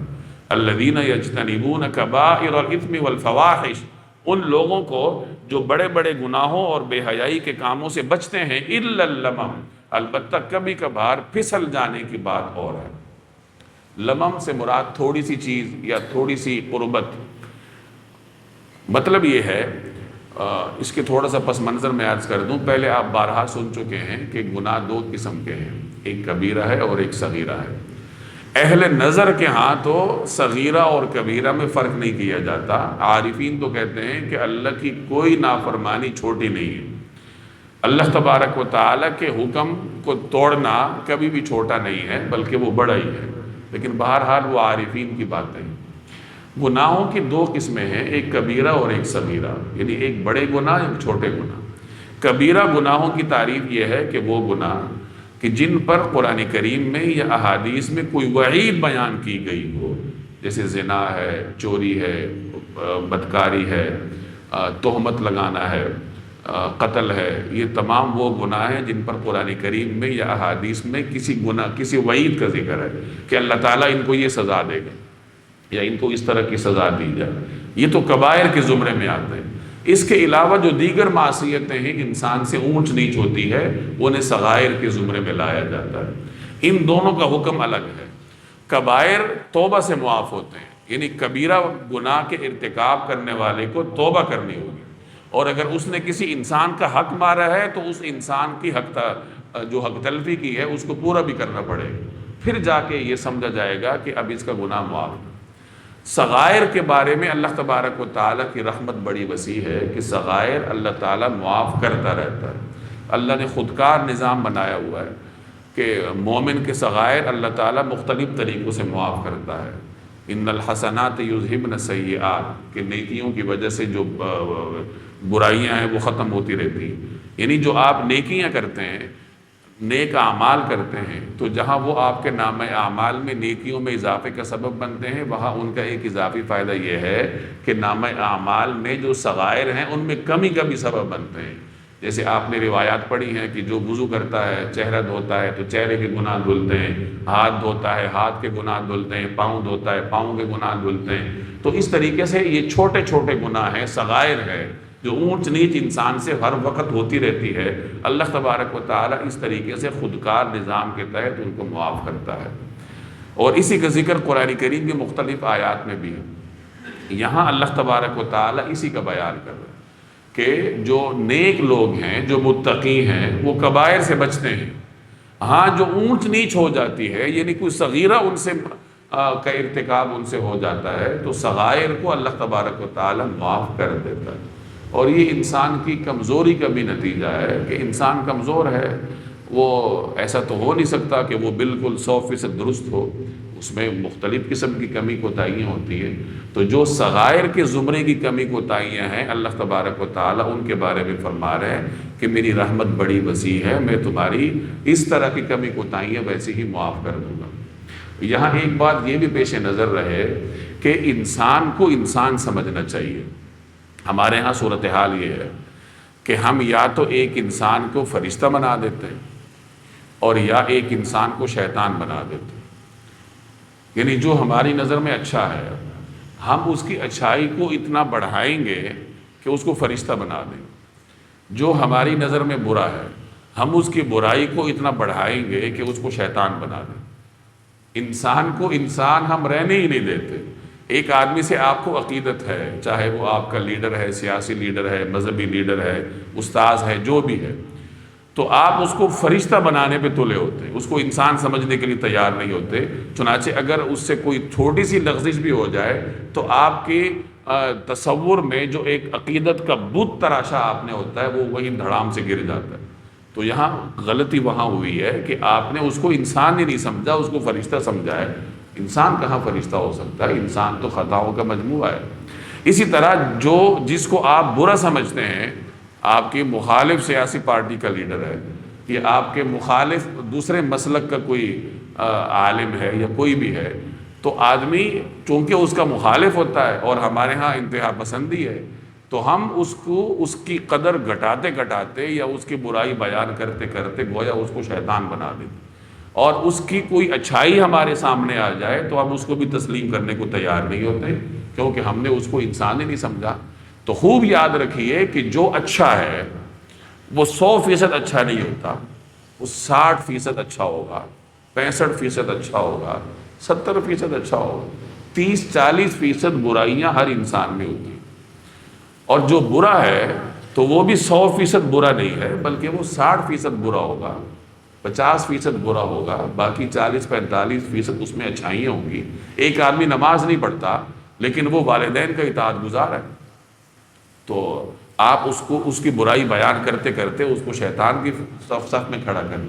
تو یہ ہمارے معاشرے میں یہ اونچ نیچ عام ہے کہ ہم نہ اپنے جس کے ہم وہ ہے فالوور ہیں نہ ہم اس کو انسان رہنے دیتے ہیں، اور نہ ہی وہ جس کے ہم مخالف ہیں اس کو انسان رہنے دیتے ہیں۔ اس کو ہم فرشتہ بنائیں گے، اس کو ہم شیطان بنائیں گے، اور پھر جب ہمارے سامنے اس کی کوئی برائی آئے گی تو یا تو ہم اس کی تعویل کریں گے اور یا پھر ہم اس کو بھی بالکل اس صف سے اٹھا کے باہر پھینک دیں گے، اور اس کی کوئی اچھائی ہمارے سامنے آئے گی تو ہم تو اس کو شیطان سمجھتے ہیں تو اس کی اچھائی کو ہم تسلیم ہی نہیں کریں۔ یہاں ہمارے ہاں کون سا ایسا آدمی ہے جو اپنے کسی مخالف نقطہ نظر کے آدمی کو وہ 2-4 نمبر دینے کے لیے تیار ہو، بلکہ اس کے اوپر ریڈ بہت بڑا کراس لگایا ہوتا ہے، کوئی اچھائی اس کی ہم تسلیم نہیں کرتے۔ تو یہ خوب یاد رکھیے کہ انسان انسان ہوتا ہے، اس میں اچھائیاں بھی ہوتی ہیں، برائیاں بھی ہوتی ہیں، ہر انسان کے مختلف پہلو ہیں۔ آپ کے سامنے ایک انسان کا ایک پہلو ہے، اس کے 10 اور پہلو بھی ہیں جو آپ کے سامنے نہیں ہیں۔ ایک آدمی آپ کے سامنے نماز نہیں پڑھ رہا، آپ اس کے اوپر فتویٰ لگا دیں کہ تو شیطان ہے۔ ممکن ہے کہ وہ اپنے والدین کا بہت اطاعت گزار ہو، ممکن ہے کہ اس کے دل میں دین کی بہت قدر و قیمت ہو، شعائر کا بہت احترام کرتا ہو، اور کیا خبر کہ کل کو اللہ تبارک و تعالیٰ اسے مسجد میں لے آئے اور آپ کو نکال دے۔ اس لیے کبھی بھی کسی کو 100% برا نہیں سمجھنا چاہیے اور نہ ہی کسی کو 100% اچھا سمجھنا چاہیے۔ ہر انسان میں اچھائیاں برائیاں ہوتی ہیں۔ تو یہاں یہی بات ہمیں سمجھائی جا رہی ہے کہ کبائر سے بچتے رہو تو صغائر جو تم سے سرزد ہوتے رہتے ہیں اللہ تبارک و تعالیٰ اس کو معاف کر دے گا۔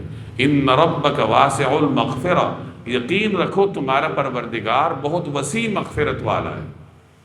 هو اعلم بکم، وہ تمہیں خوب جانتا ہے، اذ انشأکم من الارض، جب اس نے تمہیں زمین سے پیدا کیا، وَإِذْ أَنْتُمْ أَجِنَّةٌ فِي بُطُونِ أُمَّهَاتِكُمْ، اور جب تم اپنی ماؤں کے پیٹ میں بچے تھے۔ یعنی اللہ تبارک و تعالیٰ تمہیں خوب جانتا ہے کہ تم کیا ہو، لہٰذا اپنی پاکی حد سے زیادہ بیان نہ کرو۔ فَلَا تُزَكُّوا أَنفُسَكُمْ، لہٰذا تم اپنے آپ کو پاکیزہ نہ ٹھہراؤ۔ هُوَ أَعْلَمُ بِمَنِ اتَّقَىٰ، وہ خوب جانتا ہے کہ کون متقی ہے۔ اپنی تعریف بیان کرنا، اپنی تقدیس کا اظہار کرنا، اپنا تقوی بیان کرنا، اس کی ممانعت ہے کہ اللہ خوب جانتا ہے کہ تم کیا ہو۔ یعنی انسان اپنی کوتاہیوں پہ نظر رکھے، اگر اس سے کچھ اچھائیوں کی توفیق اللہ نے دے دی ہے تو اس پہ نظر نہ رکھے، بلکہ اس کی نظر اپنی کوتاہیوں پہ ہونی چاہیے۔ اپنے آپ کو مقدس نہ سمجھے، تقدیس کے لبادے کی طرف نہ لے کر آئے، بلکہ ہمیشہ اپنے آپ کو گناہگار ہی سمجھنا چاہیے۔ افرأیت الذی تولی، بھلا تم نے اس شخص کو بھی دیکھا جو منہ موڑ گیا۔ اس کا پس منظر یہ ہے کہ مشرکین کا کوئی سردار تھا، بعض لوگوں نے اس کا نام ولید بن مغیرہ ذکر کیا۔ یہ دین کا بڑا دشمن تھا، لیکن نبی کریم صلی اللہ علیہ وسلم کی مسلسل نصیحت سے قرآن کریم کو سنتے سنتے یہ حق کی طرف مائل ہو گیا، اور اس نے ارادہ کر لیا کہ میں مسلمان ہوتا ہوں۔ پھر ہوا یہ کہ اس کی کسی دوست نے جب سنا کہ یہ تو مسلمان ہو رہا ہے تو اسے خطرہ ہوا کہ یہ تو سردار ہے، یہ مسلمان ہوگا تو 10 اور لوگ اس کے پیچھے چلتے چلتے مسلمان ہو جائیں گے۔ تو اس نے اس کو کہا کہ تم کیوں مسلمان ہو رہے ہو؟ کیا تمہیں عذاب کا ڈر ہے؟ یعنی جو قرآن کریم ہمارے سامنے پڑھا جاتا ہے اس میں عذاب کی باتیں ہوتی ہیں، تو کیا تم عذاب سے ڈر رہے ہو؟ تو ایسا ہے کہ اگر تمہیں عذاب کا خوف بھی ہے تو ایسے کرو، مجھے اتنے پیسے دے دو، تم سرمایہ دار آدمی ہو، تمہاری جگہ عذاب میں اپنے سر لے لوں گا۔ یعنی اگر عذاب واقعی برحق بھی ہے تو تم مجھے کچھ مال وال دے دو، عذاب تمہارا میرے سر، تم بے فکر ہو جاؤ، تمہیں مسلمان ہونے کی ضرورت نہیں۔ تو وہ سردار، اس کی قسمت میں بدبختی لکھی ہوئی تھی، وہ پھر مسلمان نہیں ہوا۔ اس نے کہا ٹھیک ہے میں تمہیں کچھ پیسے دے دوں گا، تم میری جگہ عذاب بھگت لینا اگر واقعی کوئی عذاب۔ پھر اس نے اس کو پیسے بھی تھوڑے سے دیے اور پھر روک گیا کہ بس باقی میں تمہیں نہیں دیتا۔ تو یہاں اس کا ذکر ہے کہ دیکھو اس بدبخت کو، کہ اس نے اس کو کھیل سمجھا ہوا ہے کہ اس کی جگہ کوئی اور جہنم میں چلا جائے گا۔ پھر آگے اللہ تبارک و تعالیٰ نے وہ ضابطہ بھی بیان کیا کہ ہر آدمی اپنے عمل کا خود ذمہ دار ہے، کوئی آدمی اپنا بوجھ دوسرے کے سر نہیں لاد سکتا، نہ کوئی آدمی دوسرے کا بوجھ اپنے سر لاد سکتا۔ افرأیت الذی تولی، بھلا کیا آپ نے اس شخص کو دیکھا جو منہ موڑ گیا، یعنی آنے لگا تھا پھر اچانک منہ موڑ گیا۔ وَأَعْطَى قَلِيلًا، جس نے تھوڑا سا دیا، وَأَكْدَى، پھر رک گیا، یعنی تھوڑے سے پیسے اس کو دیے، پھر جو باقی دینے تھے وہ اس نے نہیں دیے۔ أَعِندَهُ عِلْمُ الْغَيْبِ فَهُوَ يَرَى، کیا اس کے پاس غیب کا علم ہے جو وہ دیکھ رہا ہو؟ یعنی وہ کس بنیاد پر یہ سمجھ رہا ہے کہ میری جگہ یہ عذاب بھگت لے گا؟ کیا اس کے پاس کوئی غیب کا علم ہے؟ ام لم ينبأ بما فی صحف موسیٰ، کیا اسے ان باتوں کی خبر نہیں ملی جو موسیٰ کے صحیفوں میں درج ہیں؟ وہ ابراہیم الذی وفا، اور ابراہیم کے صحیفوں میں بھی جو مکمل وفادار رہے۔ موسیٰ علیہ السلام اور حضرت ابراہیم علیہ السلام کے صحیفوں کا حوالہ دیا جا رہا ہے۔ حضرت موسیٰ علیہ السلام پر تورات نازل ہوئی جو اس ماحول میں موجود تھی، ابراہیم علیہ السلام پر بھی صحیفے نازل ہوئے جس کا ذکر قرآن کریم نے 2 جگہ کیا ہے، ایک جگہ یہاں ان آیات میں، دوسری جگہ سورۃ الاعلیٰ میں، صحف ابراہیم و موسیٰ۔ اگرچہ وہ ہمارے پاس محفوظ نہیں ہے، لیکن قرآن کریم ذکر کرتا ہے کہ ابراہیم علیہ السلام پر صحیفے اللہ تبارک و تعالیٰ نے نازل کیے تھے۔ اب یہاں قریش مکہ کو حوالہ دیا جا رہا ہے کہ دیکھو جو وہی اللہ نے ابراہیم علیہ السلام پر نازل کی یا موسیٰ علیہ السلام پر نازل کی، اس میں بھی یہ درج تھا۔ یعنی یہ جو قانون ہے یہ آفاقی ہے کہ کوئی آدمی دوسرے کا ذمہ دار نہیں ہے، ہر آدمی اپنے اعمال کا خود ذمہ دار ہے۔ اللہ تزر وازرۃ وزر اخری، یعنی یہ کہ کوئی بوجھ اٹھانے والا کسی دوسرے کا بوجھ نہیں اٹھا سکتا، یعنی آپ دوسرے کے گناہ اپنے سر نہیں لاد سکتے۔ وَأَن لَيْسَ لِلْإِنسَانِ إِلَّا مَا سَعَىٰ، اور یہ کہ انسان کو خود اپنی کوشش کے سوا کسی اور چیز کا حق نہیں پہنچتا۔ لیس للانسان، انسان کو کوئی حق نہیں پہنچتا، الا ما سعی، سوائے اس کے جس کے لیے اس نے سعی کی ہو، اس نے کوشش کی ہو، جو اس کا اپنا عمل ہے اس کا فائدہ تو اس کو پہنچتا ہے، لیکن دوسرے کے عمل کی بنیاد پہ وہ جنت نہیں جا سکتا۔ اب یہ ایک آفاقی قانون ہے جو اس امت میں بھی ہے، ابراہیم علیہ السلام کی امت میں بھی تھا اور موسیٰ علیہ السلام کی امت میں بھی تھا، اور دیگر تمام انبیاء کے ہاں یہ قانون تھا کہ ہر آدمی اپنے اعمال کی بنیاد پر جنت بھی جائے گا اور جہنم بھی جائے گا۔ تو ولید بن مغیرہ اور اس کے اس دوست کے اس طرز عمل کی غلطی اللہ بیان کر رہا ہے کہ اس کے دوست نے کہا کہ تمہارے گناہ میں اپنے سر لاد لوں گا اور جہنم چلا جاؤں گا، تو اللہ فرما رہا ہے ایسا نہیں ہوگا۔ نہ تو آپ اپنے گناہ دوسرے کو دے سکتے ہیں اور نہ آپ دوسرے کے گناہ اپنے سر لے سکتے ہیں۔ انسان کو یہ اختیار نہیں ہے کہ وہ دوسرے کو کہے کہ اپنے گناہ میرے سر ڈال دو اور تم بری ہو جاؤ، ایسا نہیں ہوگا۔ اب یہاں ایک بات سمجھ لیں کہ ایک امت میں ایک تصور چلا آ رہا ہے ایصال ثواب، ایصال ثواب کا مطلب یہ ہے کسی دوسرے کو عمل کا ثواب پہنچانا۔ اب کیا اس قانون کا اطلاق اس پر بھی ہوتا ہے؟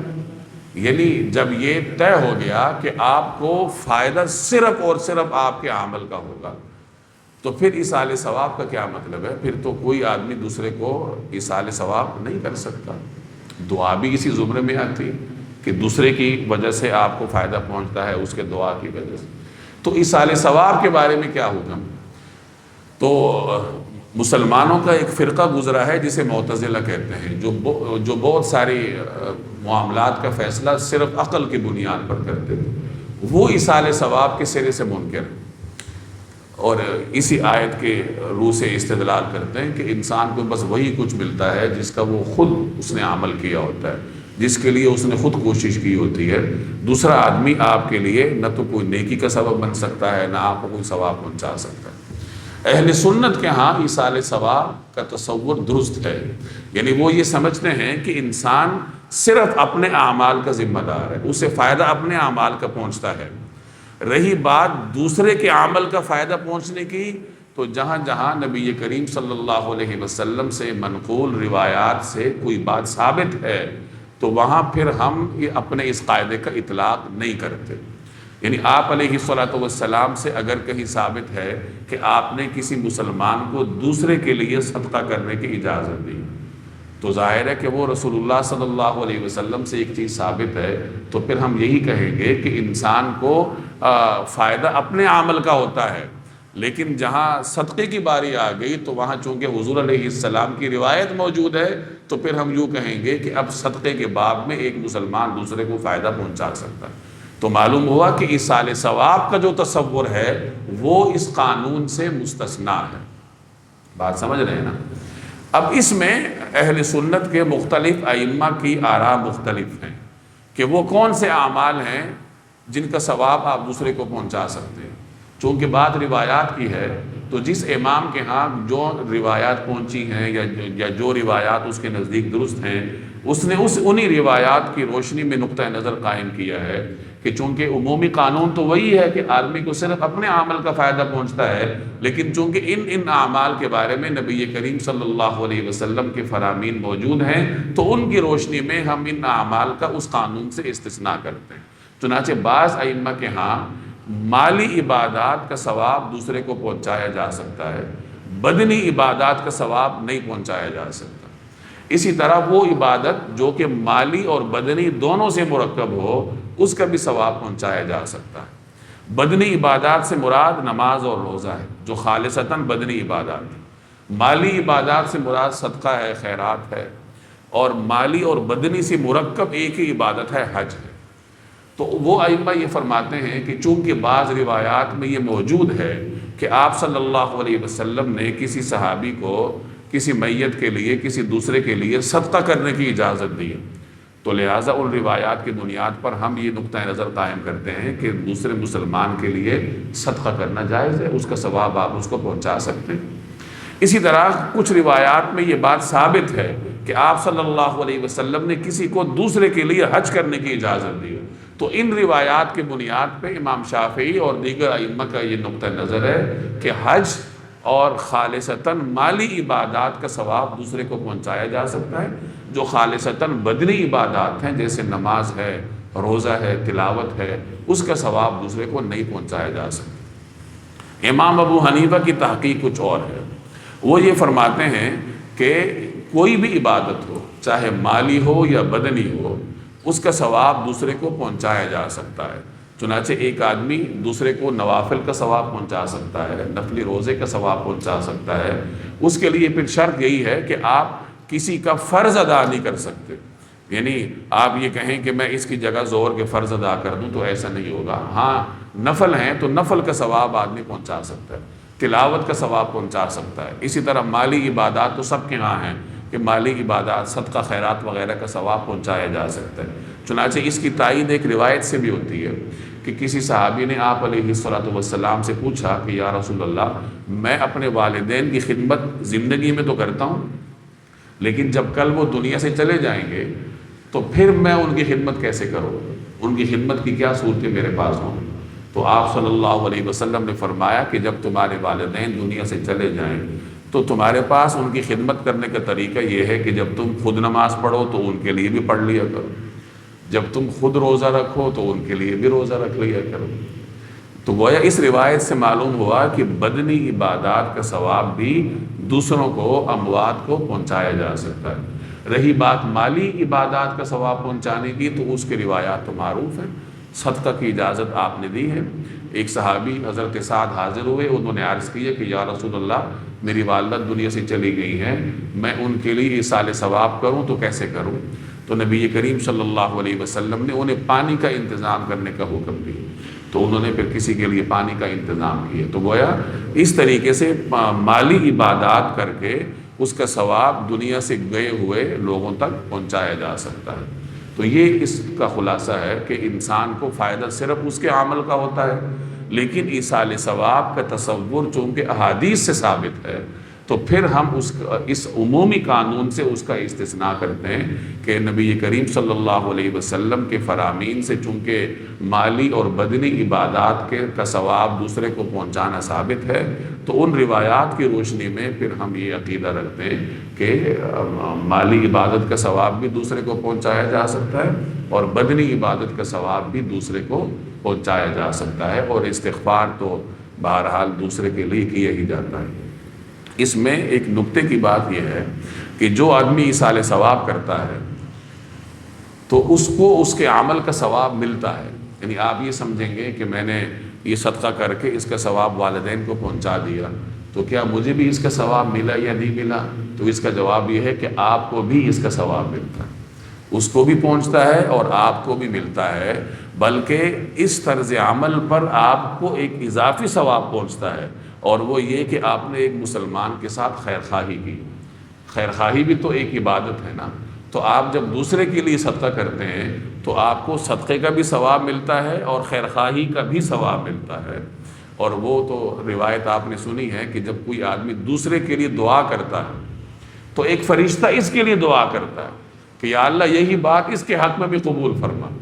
تو جب آپ دوسرے مسلمان کے لیے خیر خواہی کرتے ہیں تو فرشتے آپ کے لیے دعا کر رہے ہوتے ہیں۔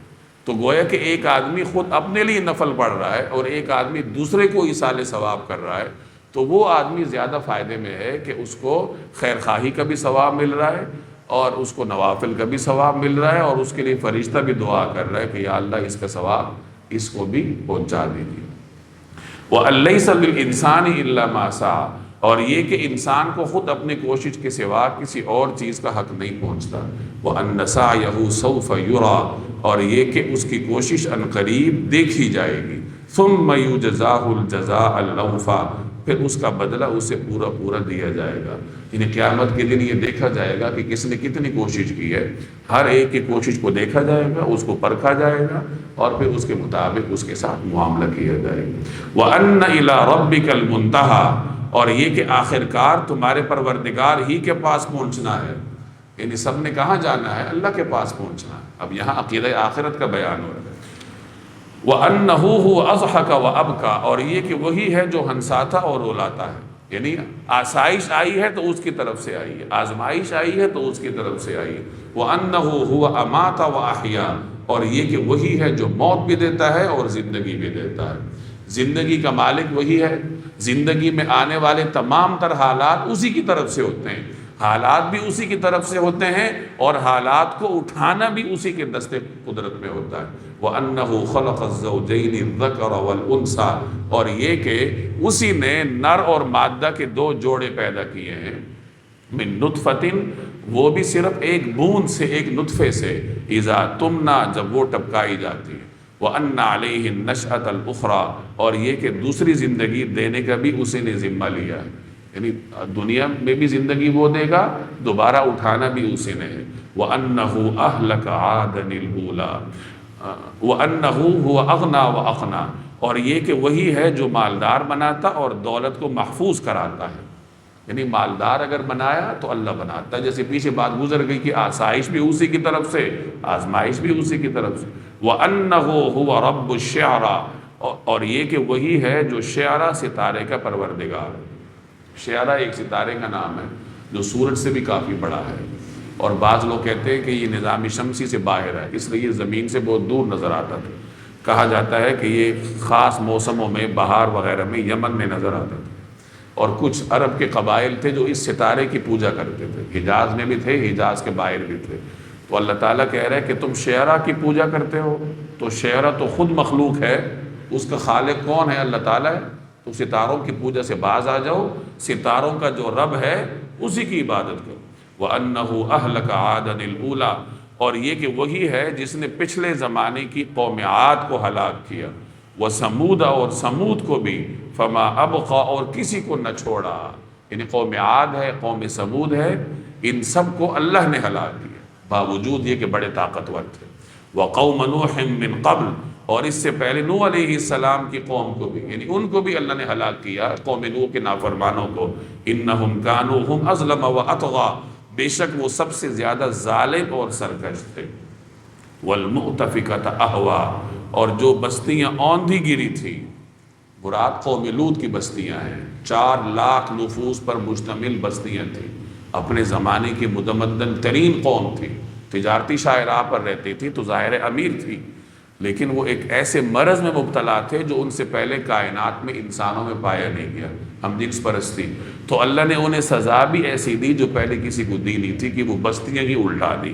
اس کا ذکر ہے کہ جو بستیاں اوندھی گری تھی ان کو بھی اسی نے اٹھا پھینکا تھا۔ فغشاها ما غشا، پھر جس چیز نے انہیں ڈھانپا وہ انہیں ڈھانپ کر ہی رہی، یعنی اللہ نے وہ بستیاں الٹا دی اور ان کو نیچے پھینک دی۔ فَبِأَيِّ آلَاءِ رَبِّكَ تَتَمَارَىٰ، لہذا اے انسان تو اپنے پروردگار کی کون کون سی نعمتوں میں شک کرے گا؟ یعنی اللہ تبارک و تعالی نے تجھے ان تمام عذابوں سے بچایا ہوا ہے، جو قوم نوح پہ آئی، جو قوم عاد پہ آیا، جو قوم سمود پہ آیا، جو قوم لوط پہ آیا، وہ تمام عذابوں سے تم بچے ہوئے ہو۔ لہٰذا یہ اللہ کی نعمت ہے کہ اس نے تمہیں بچایا ہوا ہے، تو جب تم بچے ہوئے ہو تو اپنے آپ کو بچانے کا سامان بھی کر لو۔ ھذا نذیر من النذر الاولیٰ، یہ پیغمبر بھی پہلے خبردار کرنے والے پیغمبروں کی طرح ایک خبردار کرنے والے ہیں۔ ھذا نذیر، یعنی یہ نذیر ہیں، مراد نبی کریم صلی اللہ علیہ وسلم ہے کہ یہ ڈرانے والے ہیں، اللہ کا پیغام پہنچانے والے ہیں۔ من النذر الاولیٰ، جو پہلے گزرے ہوئے ڈرانے والے تھے، یعنی پیغمبر تھے، انہی کی طرح۔